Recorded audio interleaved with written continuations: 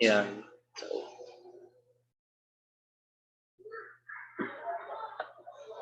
full screen ana. So, good day. Uh, grade 9. Now, our topic for today is the quarter 3 and week 6 of the module, which is the proportion. So, the lesson 1, the proportion. So, the objectives of this lesson is that at the end of the lesson, the students are expected to identify the fundamental rule of proportion, solve problems involving proportion. Now, I want you to arrange these scrambled letters to form the word that is defined. The word is defined. It is used to compare two or more quantities. Quantities involved in blank are of the same kind, so that blank does not make use of units. Is, okay, very good. It is ratio. So ratio is used to compare two or more quantities. Quantities involved in ratio are of the same kind, so that the ratio does not make use of units. So another one here. What do you think is this? What do you think that the comparison of the quantities that consider a unit when the quantities are of different kind? It's very good. It's rate. Now, how about this? It's the equality of two ratios. It's proportion. Yeah. So, for example, if the ratios A is to B as C is to D are equal, then we write A is to B as C is to D, or A over B equals C over D, where B and D are non-zeros. So it is read as A is to B as C is to D. Now, this is the term. So B and C here is what we call the means. And A and D here is the extremes. That is, for example, a ruler. So 1 foot is equivalent to 12 inches. So it is 1 is to 12. Another example is a clock. 1 hour is equivalent to 60 minutes. So it is 1 is to 60. And now let's move on to proportional quantity. 3 feet is to 36 inches as 4 feet is to 48 inches. So checking the equality of ratios or rates in the cited proportions. So we have four solutions here. So the first one, the solution one, is we call simplifying fraction. Okay, 2 over 24 is equivalent to 3 over 6. And then we factor out. So factor sa 2 is 2 times 1. And factor sa 24 is 2 times 12. Yan. And then also here in the 3, ma-simplify man siya by dividing it by 3. So, ito lang siyang i-divide by 3. So, ato nang ipang-cancel ang mga pariha o mga numbers. So, cancel na sila. And then, we are left with 1 over 12 equal to 1 over 12. So, kuan siya, no? Kanang pariha, equal siya. So, it is correct. So, solution 2, simplifying cross multiplied factors. So for example, 2 is to 24 equals to 3 is to 36. Then we multiplied the cross factors, like 2 times 36 and 3 times 24. So we have, when we factor out the 36, we have 2 times 3 times 12. 3 times 12 is the factor of 36. So it is 2 times 3 times 12. And then the factor of 24 is 2 times 12. So 3 times 2 times. So equal sila gihapon. So correct gihapon ni siya nga solution. Another solution is cross products. Now, we cross multiply the ratio, and then kung sakto ang iyahang or equal ang iyang values, meaning proportional siya. Okay? And then for the solution 4, or the products of means and extremes, so kabalo naman tayo ganina noon sa ang means of and extremes. So 24 and 3 here is the means. 2 and 36 here is the extremes. So the product of the means, 24 times 3 is 72. And also the product of the extremes, 2 times 36 is also 72. Meaning, sakto siya. Proportional siya. Now, let's try this. Okay, I want you to pause the video and I want you to try this proportional quantity. Try this to solve. Okay? Pang practice. So 3 minutes is to 60 meters. Equivalent to 6 minutes is to 120 meters. So in ratio, we write it as 3 is to 60, 6 is to 120. So check the qualities of ratios and rates using the 4 solutions. Okay, i-pause lang ang video and then I want you to answer. Then okay, I will continue na. Okay, fundamental rule of proportion. So if W is to X as Y is to Z, then W over X equals Y over Z, provided that X and Z are non-zeros, or X and Z are not equal to 0. So the first property of proportion is the cross multiplication property, that if W over X equivalent to Y over Z, then WZ is equivalent to XY, where X and Z are not equal to 0. And now the next property, or the second property of proportion, is the alternation property. If W over X is equivalent to Y over Z, then W over Y is equivalent to X over Z. Nag-alternate lang ang X o ang Y. So where X, Y, and Z are not equal to 0. So the third property is the inverse property.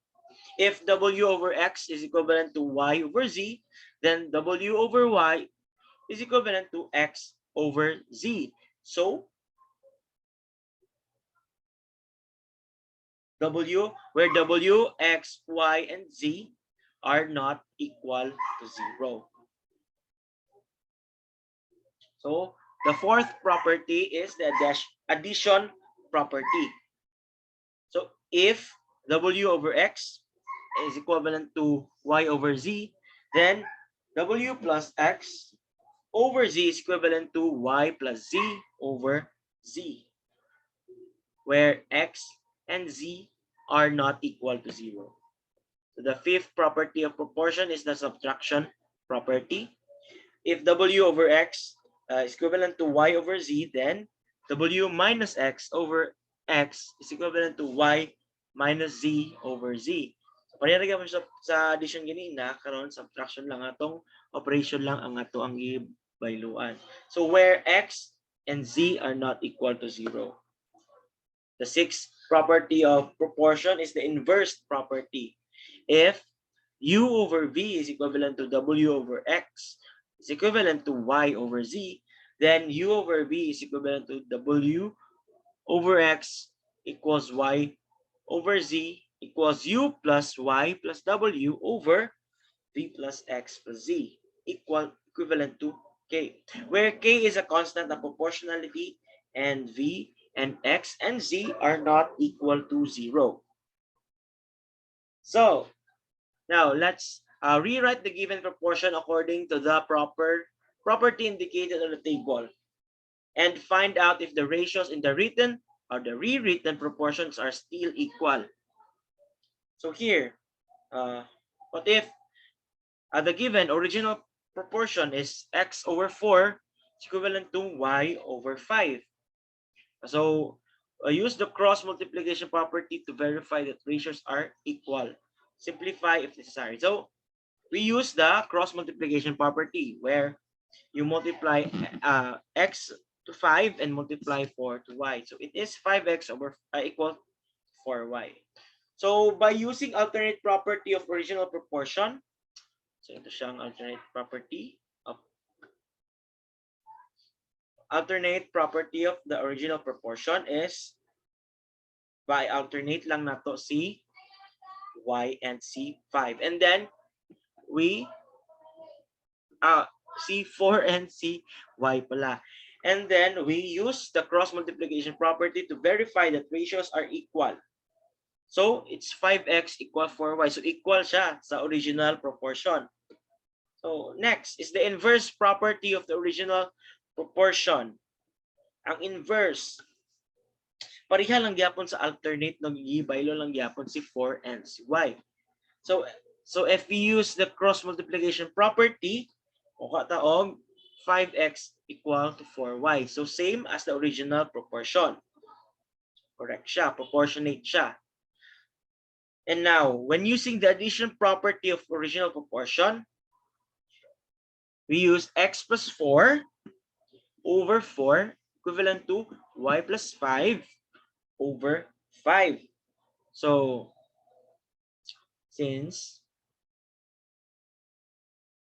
we have x over 4 is equivalent to x plus y over 9. Diba? By adding. And then, so we factor the 9. We cross multiply. So we have 9 multiplied by x equivalent to 4 multiplied by x plus y. So by distribution property, we have 9x equal to 4x plus 4y.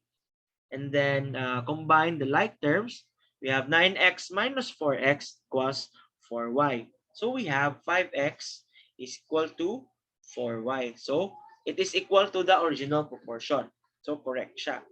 And then, when we're using the subtraction property of the original proportion, we have x minus 4 over 4 equal to y minus 5 over 5. Baliktad lang sa atong additional property. So, when using the cross multiplication, multiply na to si 5 times x minus 4 and multiply 4 by y minus 5.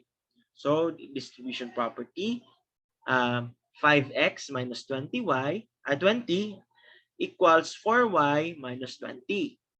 So by addition property of equality, atong i-add og positive 20 ang both sides para ma-cancel ang atuang negative 20s. Para makuha ang 20. So ang nabili na dayon is si 5x equivalent to 4y. So proportion again, equal na sad siya sa atong original proportion. So some property of the original proportion. So x over 4 plus y over 5 is equivalent to x plus y over 9. Now, ato siyang cross multiplication. So multiply 9 by x and 4 by x plus y. Same kanina sa ato ang addition property of original proportion. So same, again, 9x equals 4x plus 4y. 9x minus 4x equals 4y is 5x equal to 4y. So equal na sa gihapon. And now, so let us solve problems involving proportion. If x and y represents two non-zero numbers, find the ratio x is to y if 2x squared plus xy minus 3y squared equal to 0. So here's the solution. Now, 2x squared plus xy minus 3y squared is equivalent to 0. And now, since it's a trinomial na ma-factor siya, so kung ano to ang duwan niya ka-factor, which is 2x plus 3y and x minus y equal to 0. So first na to solve ning first na factor, which is the 2x plus 3y equals 0.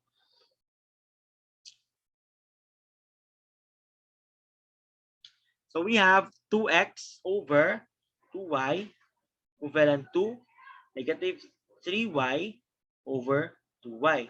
So, ano siya? X over y is equivalent to negative 3 over 2. So, kanin sa pika-sa factor, which is the x minus y, is equivalent to 0. And so we have x over y is equivalent to 1 over 1. So hence, x is to y is equivalent to negative 3 is to 2 or 1 is to 1. So for lesson 2, we have the lesson 2, the fundamental theorem of proportionality and its application. So the objectives is at the end of the lesson, you should be able to understand the theorem of proportionality and apply proportions. So what is fundamental theorem of proportionality? Fundamental theorem of proportionality states that if a line parallel to one side of a triangle intersects the other two sides, then it divides those sides proportionally. Meaning, pareha ani nga to ang red line here in the triangle, it states that if a line parallel to one side of triangle, parallel siya diri sa kaning side, kini sa ubos, kani akos ang gamit itong cursor, kani if this line is parallel to this line, it means that this section here is proportional to, or this line here is proportional, then it divides those sides proportionally here. Kaning side is proportional.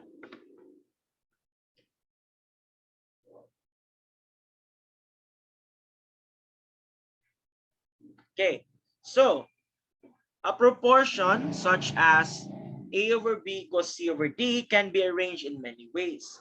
So we can have down or A over B equals C over D or C over D equals A over B.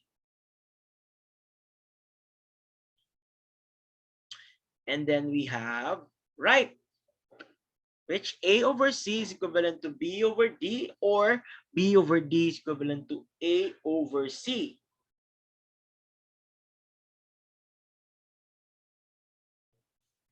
Pa-right na no, B over D. Kani, pa-right man. Bila nga pa-right din himan. So, B over D is equivalent to A over C. Diba? And we have left. Pa-left na side, no? We have C over A is equivalent to D over B, or D over B is equivalent to C over A. And last is, up, where B over A is equivalent to D over C, or D over C is equivalent to B over A.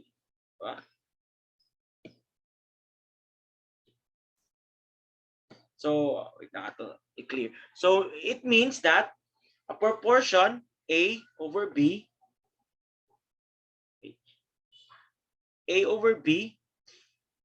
is equal to C over D can be arranged in many ways. So, if A over B and C over D is proportional. So, this side here and this side is proportional. This side here and this side also is proportional. And also in right, this side here going to this side here is proportional. Also, this side here to this side here is proportional. And so on. So, let us prove. So, given in triangle ABC, we have line KM. Go, line KM. So, M ni siya din na wala lang nabutangan of letter, no? M ni siya din is parallel to line BC. So, this line here is parallel to this line here. So, let us prove that line BK over line KA here up is equivalent to line CM here over line MA here. BK, KA here is equal to here and here. Let us prove. First, we have the first statement will always be the given. So the second statement, so angle 1 is congruent to angle 2 and angle 3 is congruent to angle 4 by corresponding angles are congruent. Now, the third statement is triangle ABC is congruent to triangle AKM by angle similarity theorem, or the AAA similarity theorem, which states that ang angle 1 and angle 2 are similar, angle 3 and angle 4 are also similar. So that states that triangle ABC is congruent to triangle AKM. So the fourth statement is line BA over line KA is equivalent to line CA over line MA by corresponding sides of congruent triangles are proportional. Now the fifth statement is the line BA is equivalent to line BK plus line KA is 2. A line CA equivalent to line CM plus line MA by segment addition postulate. Line BA okay, is equivalent to line BK plus line KA plus line KA. So kaning BA is BK plus KA by segment addition postulate. And now the sixth statement is that line BK plus KA over line KA is equivalent to line CM plus line MA over line MA. By statements 4 and 5, substitution property.